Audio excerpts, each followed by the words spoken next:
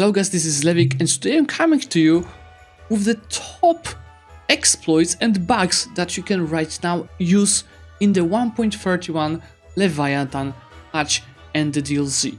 Use it quickly because most probably it will be all patched soon, so I'm giving you an opportunity to do whatever you want to play around with them on your own games. Of course, myself, I'm not a big fan of the exploits, so I'm not going to use them on my games, but feel free to use that yourself. I will start with something very familiar for you, as on my Modifier hit campaign I reached over 3000 development, but I played this till NT21 and I reached 7000 over there. And once you hit a number close to 5.4 thousand, right now there is in Constantinople, and after the month thing you can see that our dev cost, we're getting so much additional dev cost that it actually overflowed, and I can dev my provinces completely for free. Not spending a single power point, even though it's 5.4 thousand, and probably if you do a world conquest and develop your provinces and do that with the vassals, it should be really easy to get to this amount of the development. Second exploit is working for the republics, so tier 8 government reform for the republics. One of the choices is Board of Admirals.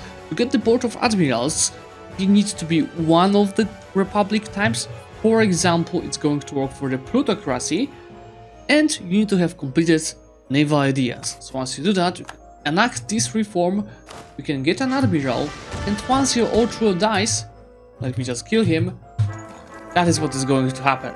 One of your power points may be 600, but in some cases I've seen screenshots of guys getting it even to a few 100,000 or even a few million.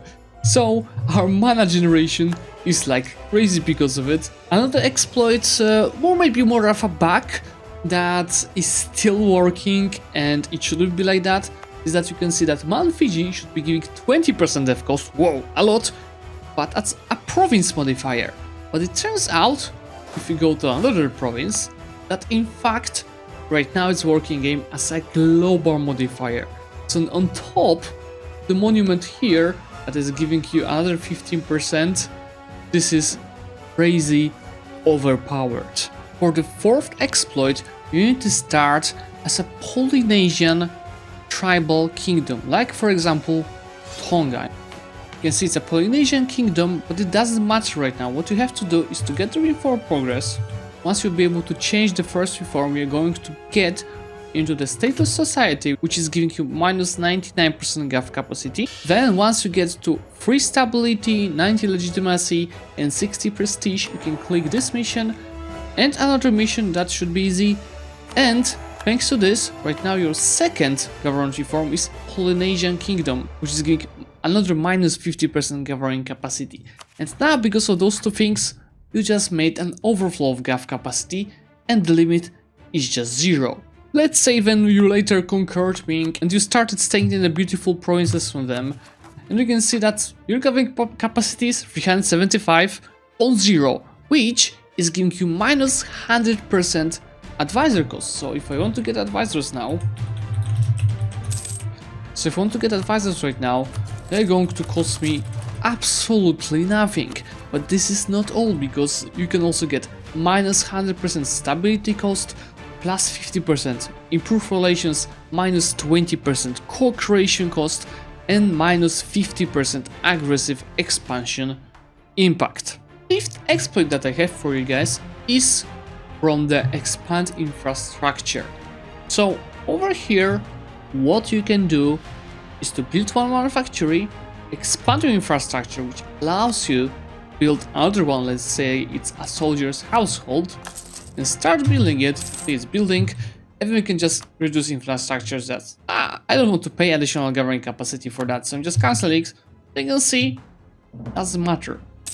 Your another manufactory is still building, is going to finish, and is going to stay on the province. Number 6 is a perfect for the horde gameplay, because if you have the horde government ideas and religious ideas, you're getting a policy that is giving you minus 100% missionary strength, which in fact means that you are going to convert your provinces in 0 month. So this is a very easy way if you'd like to get your first 1/5. But again, I am not the biggest fan of the exploits, so you shouldn't really use that.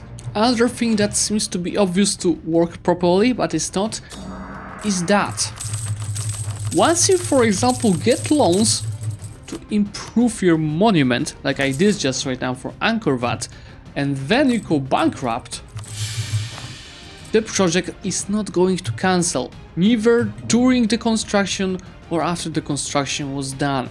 So that might be a good idea for small nations to go around the bankruptcy at one point, just to get the monument quickly, or just one of the things that you can do at the very end of the bankruptcy is to invest into your monument and to finish it quickly if you're anyway going bankrupt.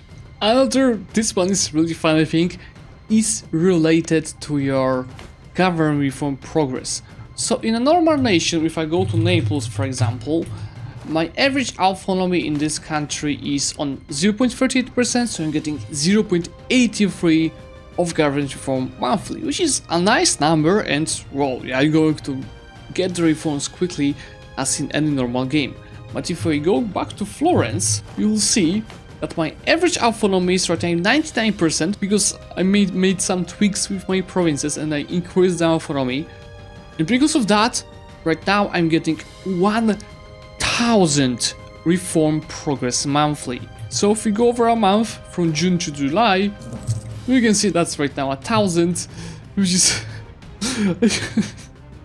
yes, which is just broken. And you can see I can just keep getting the reforms. Let me get another month. Yes, it slows down right now, it's increasing 8 monthly, because of course on my capital I have 0 autonomy, plus once you conquer more provinces, you are the horde for example, and you increase the autonomy everywhere and you destate everything, then you can really pump up those numbers like crazy. Alrighty guys, this is all for today. There are probably many more exploits that I didn't show over here, but I wanted to focus on the main ones, and I didn't want to show, you know, the things that are lacking in the UI and the minor things. This is definitely going to be fixed, and these exploits are going to be fixed sooner or later. I hope it will happen on the next week fix patch, because I know that Paradox gave a lot of work to build on this expansion in the patch, and I know that they're going to do all the best that they can to fix it. And even though there are so many things that we exploit right now, I still believe that the Leviathan DLC is having a really nice content that just needs some rebalance and fixes. So for today, thank you so much for watching guys. If you enjoyed this video, remember to leave a like and say in comments which exploit is the most broken of the ones that I just showed you. And remember guys, if you want to get notified about the new videos that I'm going to release, especially about the new patch, remember to subscribe to the channel with the notification button. Thank you so much and see you soon.